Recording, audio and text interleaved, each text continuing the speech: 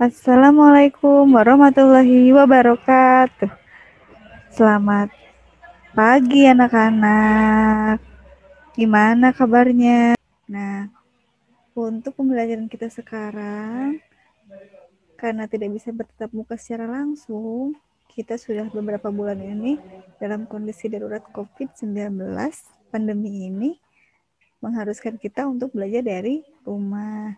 Nah, untuk pertemuan pertama, kita masuk ke dalam materi bab 1 tentang menganalisis perencanaan produksi massal. Nah, untuk materi sendiri Ibu akan tayangkan dalam bentuk PowerPoint dan akan Ibu jelaskan. Nah, silakan disimak ya. Nah, pertemuan sekarang di bab pertama kita akan membahas tentang menganalisis perencanaan produksi massal. Perhatikan baik-baik ya.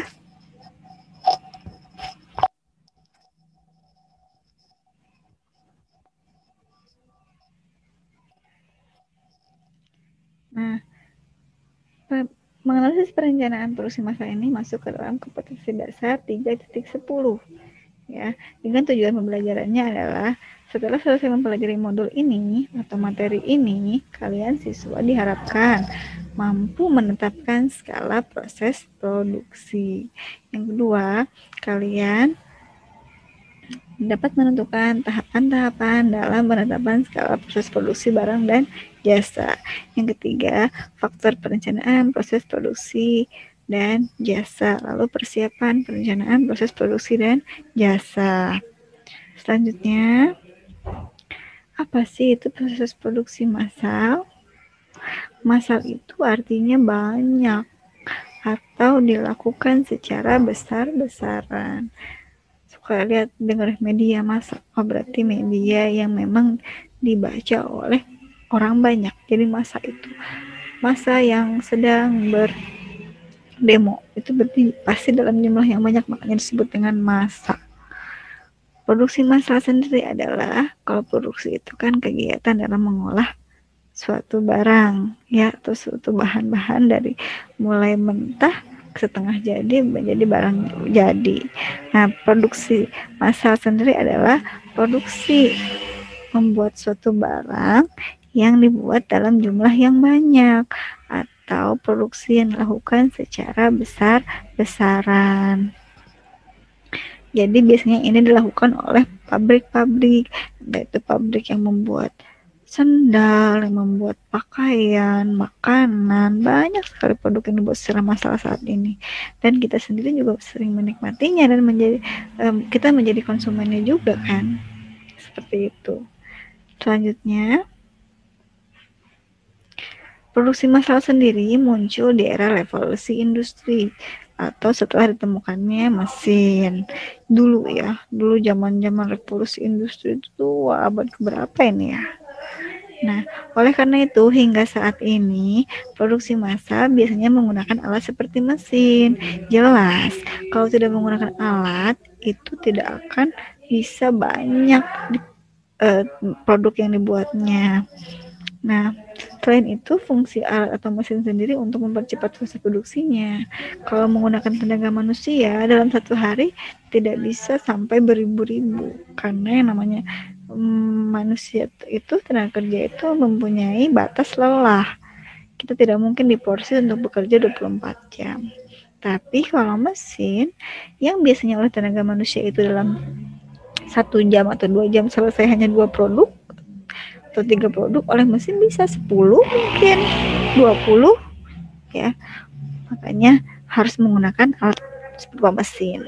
Selanjutnya, proses produksi massal sendiri dilakukan untuk kepentingan orang banyak. Jelas, membuat produknya itu tidak untuk kebutuhan sendiri, tapi untuk orang banyak. Makanya dibuatnya juga banyak. Contoh produksi massal sendiri yaitu pembuatan sendal, pembuatan perabot rumah, tangga, dan pembuatan mainan banyak. Ini contoh yang sedikit Ibu berikan. Pakaian, kan tadi Ibu bilang ya. Makanan, itu kan juga banyak dibuatnya. Ya, selanjutnya Langkah-langkah menetapkan skala proses produksi massal sendiri. Nah, ada 7 langkah, ya, kurang lebih 7 langkah. Maaf.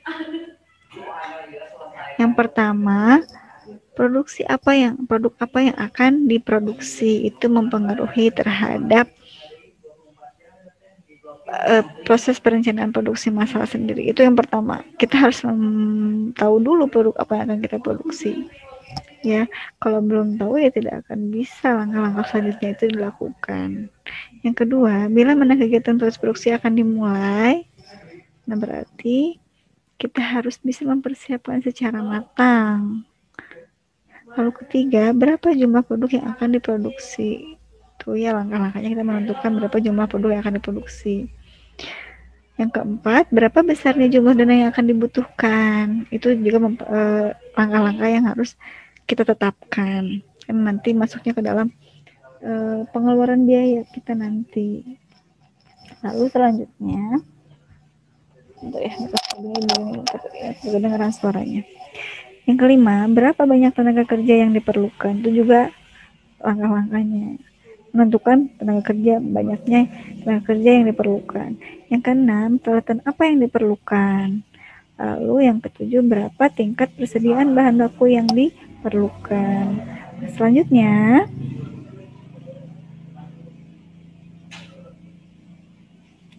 faktor-faktor yang perlu dipertimbangkan dalam menetapkan skala proses produksi dan jasa. Nah, yang pertama, itu sifat proses produksi produk dan jasanya itu. Ada dua sifatnya itu. Ada proses produksi produk dan jasa yang terputus-putus, ada proses produksi barang dan jasa yang terus-menerus. Perbedaannya adalah proses produksi barang dan jasa yang terputus-putus itu biasanya untuk produk-produk yang sifatnya itu musiman atau dibuat hanya ketika ada permintaan banyak dari konsumen atau dibuat itu pada saat kondisi-kondisi tertentu.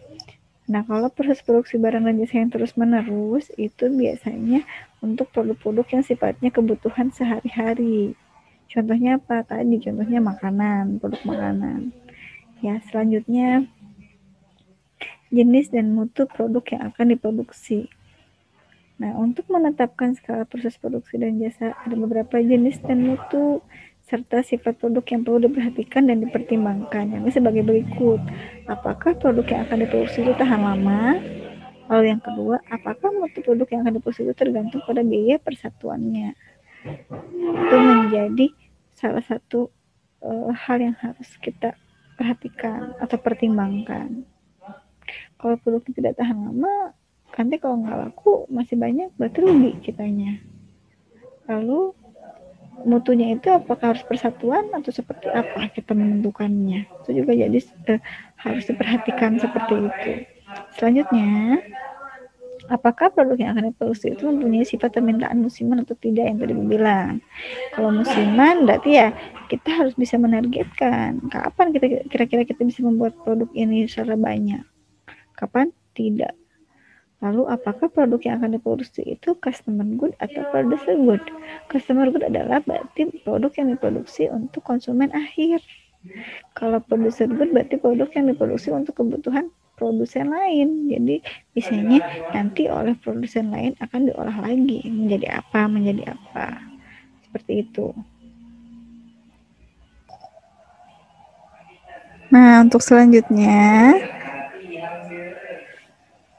jenis produk baru dan lama. Hal yang perlu diperhatikan dan mempertimbangkan dari jenis produk itu adalah apakah produk yang kita buat itu jenisnya adalah produk yang baru atau memang produk yang lama tapi kita inovasikan. Itu. Nah, dalam menentukan jenis produk baru dan lama, ada hal-hal yang harus diperhatikan dan dipertimbangkan, terutama dalam hal jenis produk yang baru. Yang diikuti juga dengan penelitian. Yang pertama itu lokasi, ya. Lokasi dari proses produksi produk itu sendiri. Yang kedua, jumlah produknya yang akan dibuat itu berapa banyak. Lalu yang ketiga, sifat permintaan produk itu sendiri. Jika sebelumnya sifat permintaan produk itu naik, maka otomatis tidak usah kita membuat produk baru, tapi produk lama bisa kita gunakan gitu ya. Tapi memang produk baru pun kalau memang sifat permintaannya sudah naik, ya bisa kita buat produk yang baru atau dengan inovasi-inovasi. Selanjutnya, tahapan dalam penetapan skala proses produksi barang dan jasa. Nah, dalam tahapan-tahapannya ini ada beberapa tahapan yang harus diperhatikan. Yang namanya tahapan berarti itu proses. Nah, kalau tahapan berarti yang pertama itu routing. Routing adalah menetapkan dan menentukan urutan-urutan proses produksi dari bahan mentah sampai menjadi produk akhir. Nah, di dalam menentukan urutan-urutannya itu harus ada proses penyusunan alat-alat yang akan digunakan. Jadi kalau routing itu kita menetapkan dari awal sampai akhir kegiatan yang akan kita lakukan itu seperti apa. Nah, yang kedua, kita juga harus mempersiapkan juga penyusunan dari alat-alat yang digunakannya. Lalu selanjutnya ada scheduling. Scheduling atau istilah lainnya adalah membuat jadwal kegiatan. Ya, menetapkan dan menentukan jadwal kegiatan.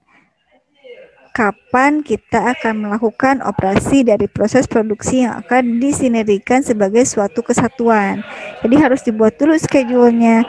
Tidak boleh kita mengawang-awang, tapi kita harus punya jadwalnya jelas.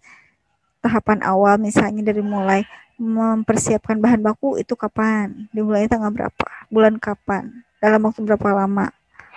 Ya, di mana saja kita akan mencari bahan baku itu, siapa saja supplier atau siapa saja yang akan memasok bahan baku itu harus dipersiapkan.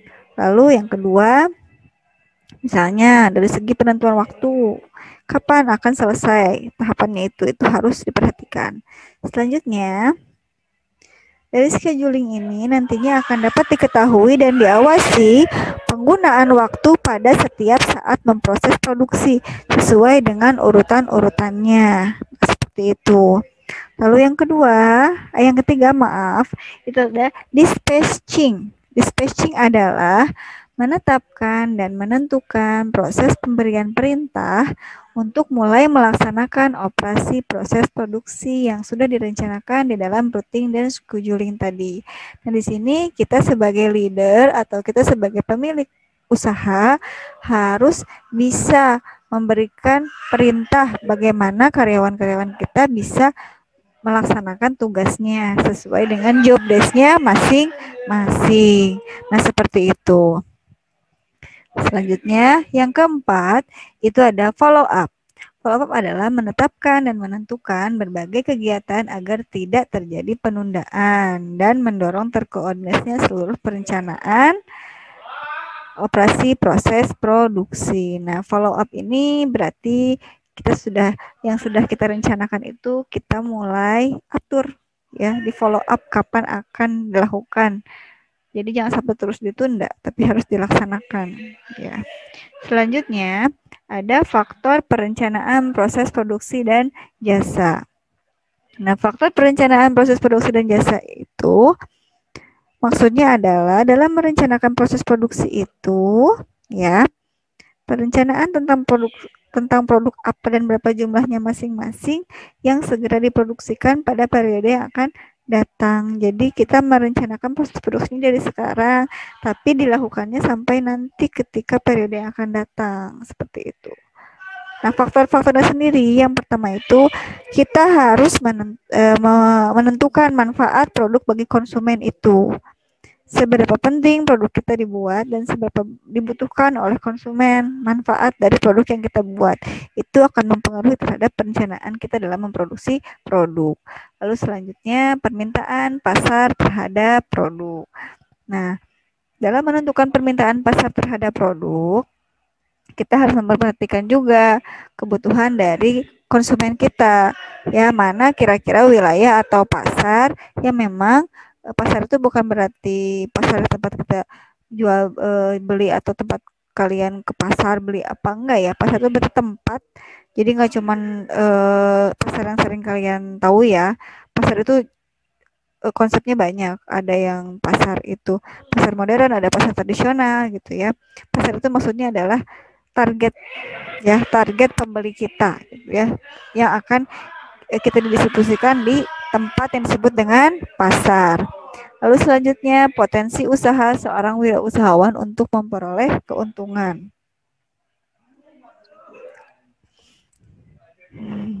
Potensi usaha seorang wirausahawan untuk memperoleh keuntungan ini juga menjadi faktor-faktor yang harus diperhatikan, ya. Jadi kemampuan seorang wirausaha itu sangat diperhitungkan dari sini dalam memperoleh keuntungan dalam memproduksi produk itu. Yang keempat, fasilitas operasi proses produksi itu juga mempengaruhi terhadap dalam perencanaan produksi. Semakin lengkap, semakin cepat, semakin banyak alat-alat yang memang bisa kita gunakan, ya, fasilitas yang akan kita gunakan untuk operasi proses produksi. Ya, selanjutnya kekuatan persaingan dari perusahaan lain itu akan menjadi sebagai suatu tantangan atau ancaman bagi kita, ya, untuk merencanakan produksi, ya. Kekuatan persaingan itu berarti bagaimana kita bisa bersaing dengan produsen-produsen yang memang memproduksi barang yang sama mungkin dengan kita, tapi karena apa kekuatan yang kita punya? Salah satunya adalah dengan memperhatikan ciri khas dari produk yang akan kita produksi. Itu di perencanaan sudah harus kita pikirkan. Tentunya kemampuan distribusinya, bagaimana kemampuan kita dalam mendistribusikan produk sejauh mana, apakah hanya wilayah regional atau misalnya sudah nasional atau mungkin sudah internasional. Selanjutnya yang ketujuh, pengembangan produk pada masa yang akan datang. Ini juga akan menjadi faktor yang harus kita perhatikan. Ketika kita mengembangkan produk, kita harus memperhatikan juga pada masa yang akan datang itu produk yang kita buat itu apakah masih dibutuhkan oleh konsumen atau tidak, atau masih banyak yang membeli atau tidak. Nah, kira-kira apa inovasi yang akan kita lakukan nanti ketika memang suatu saat produk kita memang sudah tidak dibutuhkan atau mungkin kurang peminatnya, agar tetap konsumen kita tidak berkurang. Selanjutnya, syarat perencanaan proses produksi dan jasa.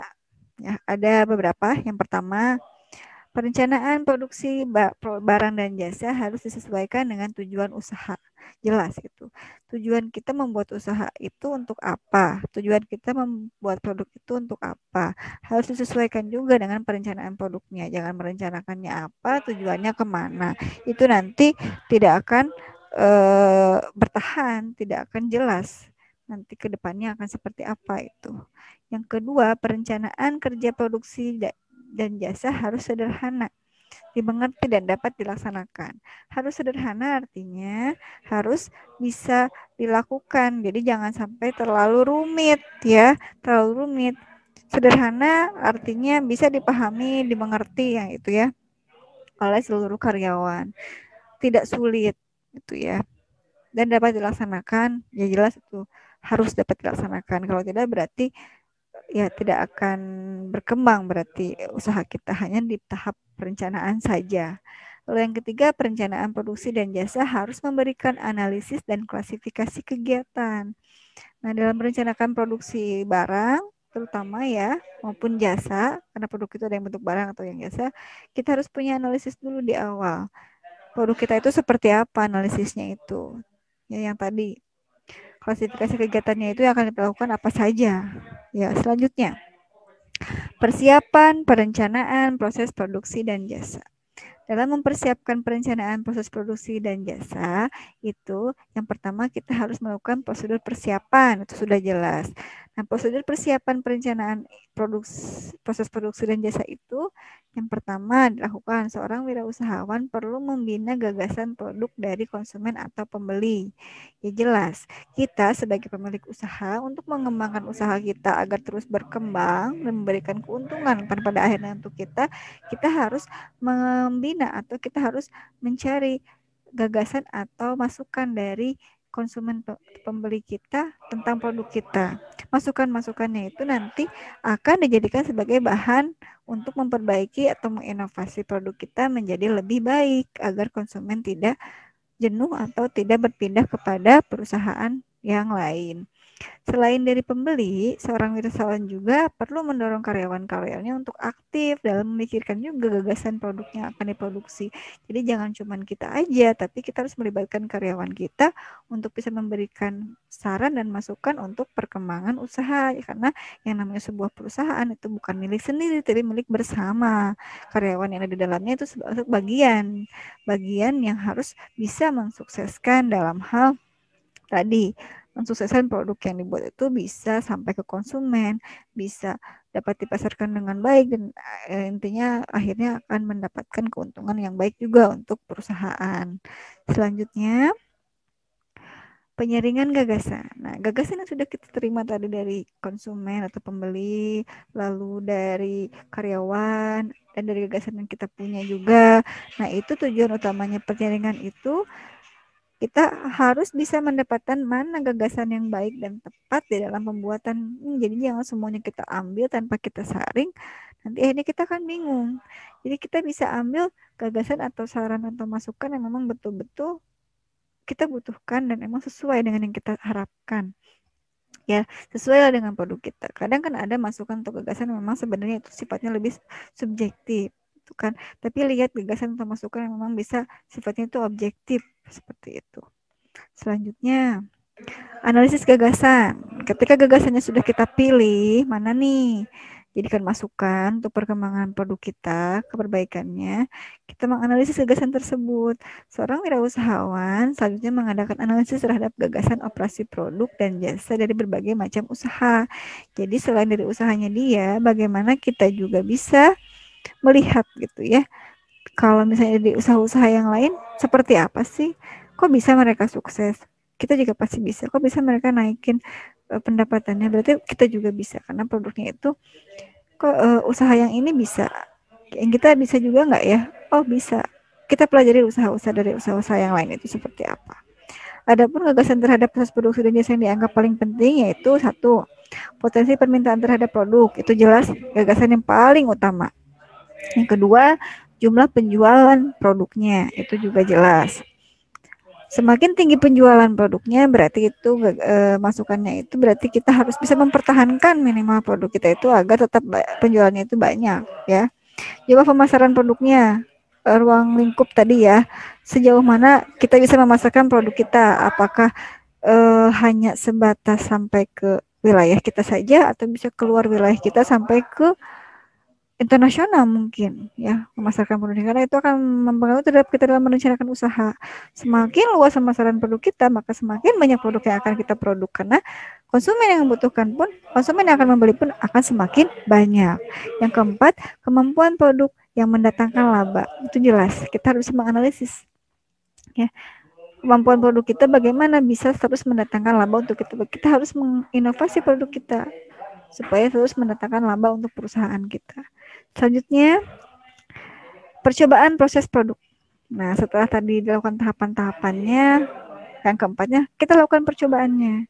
Di dalam melakukan percobaan itu ada dua hal yang sangat penting yang harus diperhatikan. Yang pertama, dari tahapan pengelolaan gagasan menjadi suatu kegiatan konkret. Yang kedua, perusahaan menghasilkan produksi yang dapat dipertanggungjawabkan baik secara teknis maupun komersial.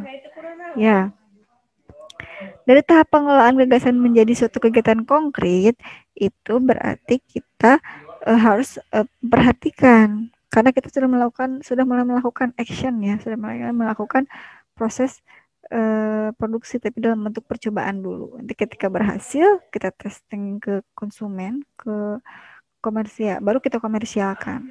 Yang kedua, perusahaan menghasilkan produksi yang dapat dipertanggungjawabkan baik secara teknis maupun komersial. Itu jelas ya.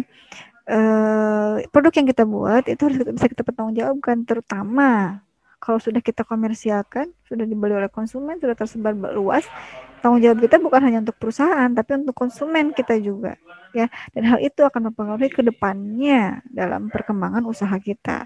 Ketika tidak bisa dipertanggungjawabkan, konsumen pun akan mulai berpindah ke perusahaan lain. Kenapa? Karena produk kita tidak bisa bertanggungjawabkan, jangan-jangan membahayakan ya untuk konsumen, gitu ya. Atau mungkin dari sisi perusahaan, bagaimana bisa mempertanggungjawabkan dalam hal laporannya, keuangannya misalnya, bagaimana peningkatannya, bagaimana produk itu bisa berkembang, harus bisa bertanggung jawab kan. Jadi jangan hanya sekedar kita memproduksi lalu menjual seperti itu. Ya, cukup sekian ya materi untuk pertemuan sekarang ini, hanya sampai di situ saja. Selanjutnya, Ibu akan perlihatkan ada sebuah video nih tentang tentang proses produksi barang yang secara massal. Nah, kira-kira nanti kalian analisis video ini, kalian lihat, nanti kalian catat ya dalam video itu produk apa yang dibuat, lalu eh, komponen-komponen apa yang ada dalam video itu kalian catat, kalian resume, nanti kalian kumpulkan di LMS kita di smkn.puspahyang.sch.id. Ya, kalian login sebagai siswa, masuk ke sana, nanti silahkan upload di bagian produk review yang sudah Ibu buat di LMS. Seperti itu. Nah, ini videonya, silahkan dilihat sebentar ya.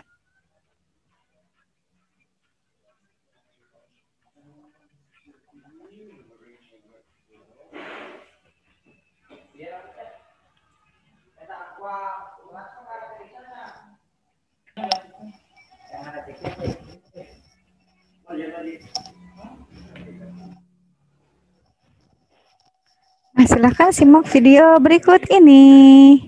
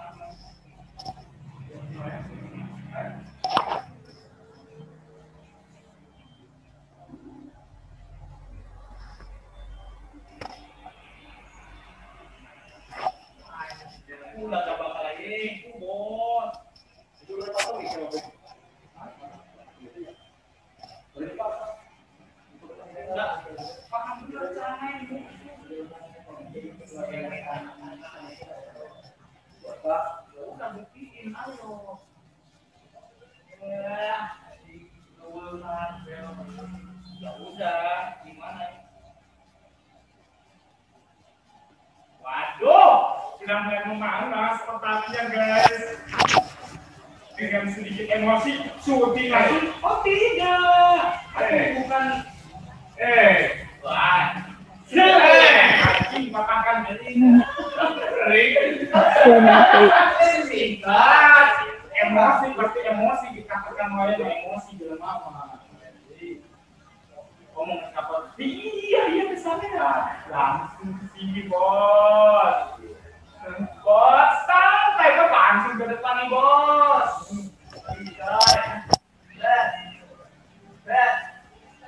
Aduh, salam bos. Udah basi bos. Aduh.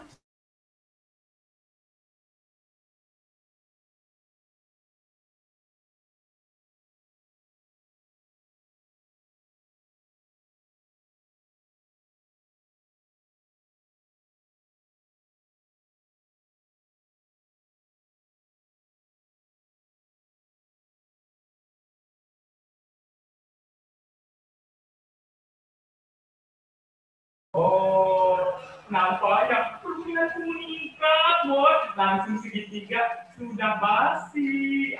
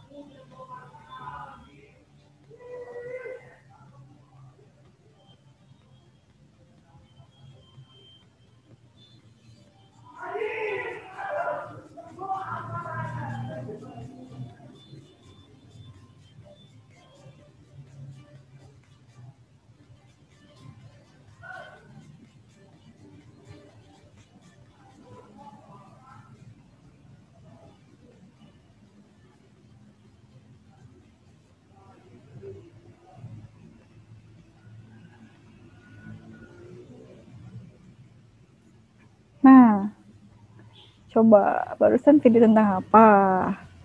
Tentang pembuatan mobil, betul sekali. Nah, tugasnya seperti yang Ibu tadi jelaskan ya. Ibu udah kasih clue tuh produk atau barang yang diproduksi itu apa. Selanjutnya tadi kalian lihat komponen apa saja tuh dari produk-produk yang dibuat itu. Lalu kenapa harus dibuat produk mobil itu?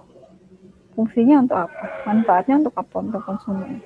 Kenapa sih konsumen membutuhkan mobil atau kendaraan? Nah, kalian jelasin dalam tugasnya nanti ya. Tugasnya udah berikan kok ada di LMS itu ada LKPD-nya juga. Jadi dari video ini tinggal kalian lihat soal LKPD-nya itu apa saja sesuaikan dengan tayangan videonya. Seperti itu ya. Oke, untuk pembelajaran pertemuan sekarang mungkin cukup sekian dulu. Nah, sampai ketemu di pertemuan selanjutnya. Tetap semangat belajar walaupun dari rumah. See you anak-anak. Assalamualaikum warahmatullahi wabarakatuh.